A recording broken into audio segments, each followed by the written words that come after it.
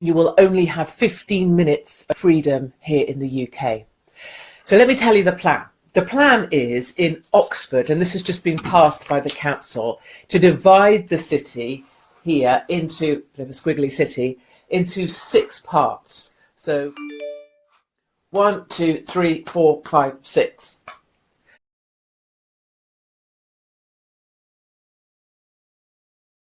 You will only have 15 minutes of freedom here in the UK. So let me tell you the plan. The plan is in Oxford, and this has just been passed by the council, to divide the city here into, a bit of a squiggly city, into 6 parts. So 1, 2, 3, 4, 5, 6. And you will only have the freedom to operate in the part that you live. So if this is you, the idea is that everybody will live within 15 minutes of the things they need. 15 minutes of a school, 15 minutes of a doctor's, 15 minutes of a supermarket. And if you want to travel to the other zones in your city, or maybe soon your town, you will have to go out an approved route. You will have to journey around the outside of the city in order to re-enter another section of the city. This plan is supposed to be saving the planet. And the idea is that you won't simply be able to cross over into other sections of your city anymore. So if your mother, for example, lived over here, you wouldn't be able to just go across and see her. This would all be done via e-gates, electronic gates, and number plate recognition. You in your area will only be allowed within that 15-minute zone that you've been allocated. The number plate recognition will know if you leave your zone, and you can apply for permission, a permit to leave your zone and travel to another zone, but you'll only be allowed to do this about 100 times a year. This is real. I just have to stop and say that. This has actually been passed by Oxford Council. This is happening in the next 2 years, 2024 it begins. And if you use up all your 100 passes that someone designates whether you're allowed to have to go into the different zones, you'll be fined. Your number plate will be recognised. It will observe that you've gone somewhere you're not allowed in your own city, and it will fine you £100 or £80 or whatever the fine number is. This is coming your way. This has already been approved in Oxford, in Canterbury. As another scheme, it's for 5 zones, but the same principle. This is not by chance. And what I want to take you through now is the controlling mechanism to any criticism of this. Then I want to take you through the parallels, the similarities, the patterns that you can see from this sort of coercive control. And finally, I want to take you to the dark side. So 15-minute cities, how they manipulate the narrative, controlling any opposition, patterns that we've learnt already from COVID, and then I'll take you to the dark side.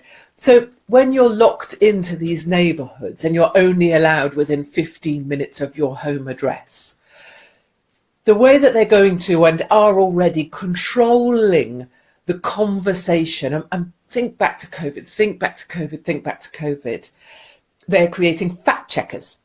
So anybody that's spoken of this already, whether it's Sky News in Australia with lovely Rowan, or GB News, or anyone trying to talk about this zoning restriction in cities where you're going to be effectively told you can only go this far and you must stay this far. Any kind of opposition to that, any voices like this one saying, can you not see the worry here, the control on this? Now we have the fact checkers. So you have the fact checkers that will be promoted on Google, promoted on any search engine, fact checkers on Twitter, AFP, fact checking, saying, no, this isn't a climate lockdown. This is just some traffic control. No, people will still be able to go wherever they want. Well, yes, you will, but you'll be fine. No, there won't be physical barricades. Well, no, there won't. There'll be e-gates. And there'll be nameplate recognition and probably facial recognition to follow, which is far more scary than an actual bollard that I could go blooming crashing my way through at my own cost. All of these fact checkers are, no, but what they're saying is fine, is not fine at all. The next thing, which we saw so many times, and I've seen all my life, is that you accuse those who are speaking out, like myself, of causing harm. You say that in Oxford, the counsellors have had to stay at home for the day because of all of the abuse they've been taking online. These extremists, these conspiracy theorists are threatening physical violence. You make it so that anyone speaking out against this is the enemy and may cause harm.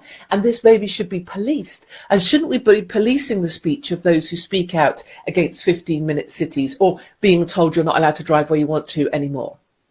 And the last thing is, just the labelling of people as conspiracy theorists means that you automatically dismiss them. So for me, I'm just a regular mum, pay my taxes. I can see that telling people where they can and can't drive is not okay. That becomes a conspiracy theorist. Just like it was racist was used to silence people who just had an opinion about something. This is another way of labelling people. Now I want to talk about the patterns. So if you are open-minded, for one moment, let's see if you can see some of the patterns from COVID lockdowns repeating themselves with this traffic calming system that requires you to stay within 15 minutes of your home address and not cross over into your neighbour's turf. So one pattern is to create a morally superior rationale, a morally superior reason. So the reason that's given for these sort of things, it's never the actual reason, but the reason. So with COVID, it was stay home so you don't kill old people, a morally superior reason, right? Or interfering with Ukraine and Russia, morally superior reason. Oh, we're fighting for democracy. With this, it's, oh, this is about the climate. And if you bring out of university people who truly believe, young people who truly believe, like the people who glued themselves to the pictures in the gallery, they truly believe they only have 5 years to live, that they believe that. This is the morally superior reason. We need to do this. We need to lock people down into 15-minute zones because we need to save the planet. Morally superior reason, right? 2, you sell it in softly. So as with COVID, you sell it in slowly, one thing at a time. So this has been going on in Oxford since 2015, but no one really noticed because silly councillors. And then 2019, another consultation. And 2022, it's back again. And despite 90% of people saying no, it's going ahead anyway. And then you put in 20 miles an hour zones. If you don't see this coming in your area, I'm thinking Wales will be next. 20 mile an hour zones. You see that coming? That is schooling you to prepare for 15-minute cities where you don't get to go outside your 15-minute zone. So you sell it in softly. Number 3, you focus on the minutiae. And when the powerful were testing out the levers of control on us, as I believe in lockdown, focusing on the minutiae worked brilliantly. How many people can I have in my home? Now let's change that rule. Now you're allowed 6. Now you're allowed 8. Now you're allowed out twice a day, but for 1 hour, but not for 45 minutes, but you can't sit on a bench. Now you can do this, but not that, but you must do this and you must be wearing a red hat. Blind people with the minutiae because they focus on it. So in this example, 15 minutes, but you will be able to go to that segment, but only if you use the ring road and then only up to 100 times a year, otherwise you'll be fined. And the amount of the fine will be about £85, but that amount will be blah, blah, blah. And you'll be given a pass if you're this, but not that. Get people to focus on the minutiae because what you're then doing is taking them away from the, I'm sorry, why would you be telling me where I'm allowed to drive in my own city? It works perfectly with ordinary people because ordinary people love to know the rule because they like to stay within the rule because they don't want to be in trouble. You silence the opposition, so people like me, conspiracy theorists, penalise them, demonetise them, call them nutters, make them anti, trying to keep people alive. Imagine them saying it's about climate lockdown when all it is just a little bit of e-gates and, nameplate, number plate recognition. Oh, those crazy people. Make them nutters and promote people who love this stuff. Show people cycling, cyclists saying how lovely it is to be able to cycle about freely. Focus on promoting. And then, as with COVID, reward people who promote this stuff. So maybe if you promote it, you'll have special privileges, like the people in government who told us we had to be locked down, but then were partying themselves, or like the newsreaders who told us we had to stay indoors, but were caught in the pub or pissed off to Antigua. Silence opposition, promote those who will talk proudly about this, and give those who promote it special privileges. Okay, to the dark side. So what I believe and what I talk about are two different things, in the sense that I don't go to the dark side very often because it's too much. And what I'm trying to do is bring an audience with me. People who hate me, fine. People who like me, fine. People who agree with me sometimes and don't. And what I avoid doing is talking about what I think, believe, know, have seen, have experienced a lot, because it's too dark and it's so horrid that almost you lose everyone, because almost if it's true, it's so awful, you can't imagine it. So I don't go here often, but to just sort of glimpse to the dark side, which is, in my personal opinion, that COVID lockdowns and COVID itself, actually, in terms of how it was manifest in the media. And I'm not saying there wasn't a terrible situation, and I'm not saying lots of people didn't get very, very sick and die. They did. But the way it was manifest, I believe, was all about testing the levers of control. And the powerful across the planet got to see which levers worked best. So it was like testing the levers, like if you imagine driving a tractor that has lots of levers, or a digger. That's how it went. And you tested this lever and it did that. Okay. You tested this lever and it did that. And now we can use those levers to control people according to how governments, or rather global organizations, wish. So internalizing the problems into people's homes, that worked brilliantly. Clapping on doorsteps, genius. Taking Ukrainian refugees into your own homes, personalize it to people on their doorstep, that worked great. And there'll be something about this driving restriction, climate lockdown, that will be personalized into people's homes. Maybe it will be a sort of measure of how many times you've kept within your distancing, smart meters for your own traveling. How many times have you used your 15-minute, limits this week? They will bring it into your homes, like the way they do with the smart meters.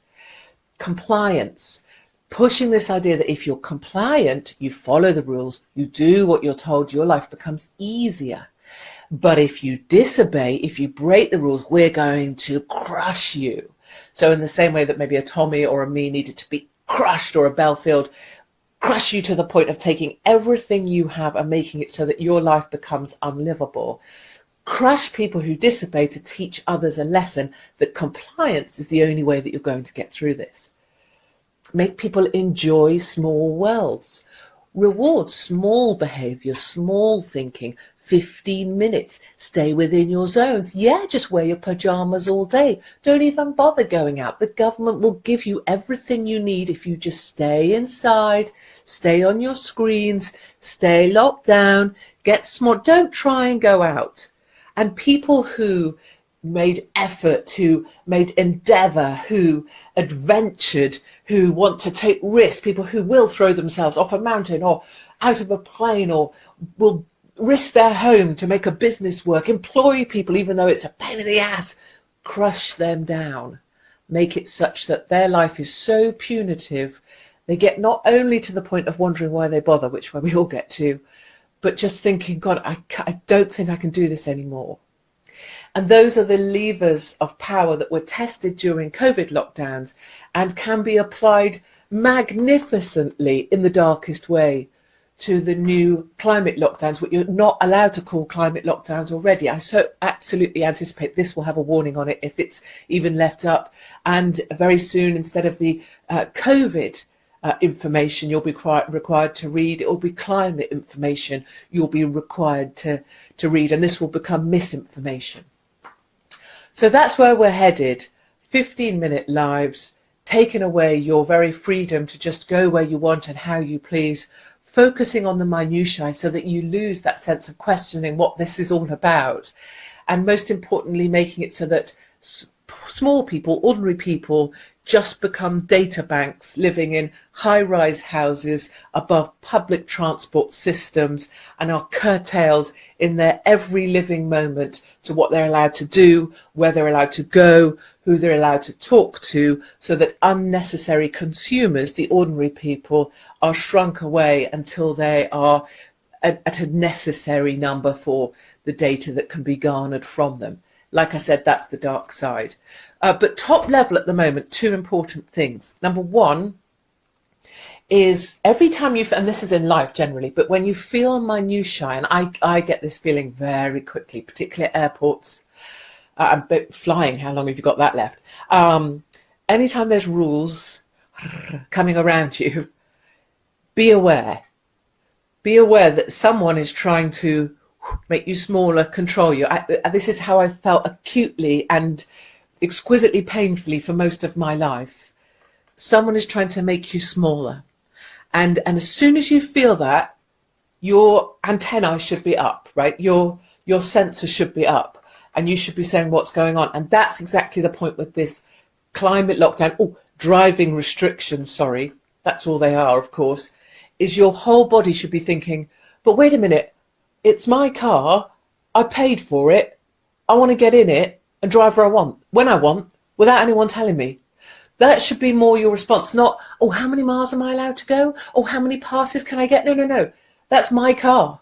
This is my life. This is my country. It's my freedom. It's my liberty. Who are you to take it away? That. And the other really important thing is to remember that you're not alone. So very quickly, the idea will be to push you so that you're alone, so that everybody else is driving 20 miles an hour. And now they're not going out in their car. And if you're going out in your car, your neighbour's going to take a picture of it. And then your neighbour will report it. Or if you see a car in your zone that you don't recognise, you just go onto this website, put in the number plate and let your local precinct reporter, let your precinct what would you call them? They have them in Cuba. It's like a precinct leader. You have to let your precinct leader know that you saw a car that you don't normally see. This is Cuba and it's here in the UK. But what we have to do is remember you're not on your own and together. And I think the first gathering will be on the 18th of February. That's a hold the date, I believe, in Oxford. I will get the details. But let's remember you're not on your own in thinking this is crazy. Or if you're watching this and thinking, I'm crazy, please know that I think the same thing about you if you think this is all perfectly normal. And the fight back is on. Can't hear it yet, you can't necessarily see it. I certainly see it every day. And the fight back is on. So hang on in there. Climate lockdowns are coming, though you can't say that word. And the fight back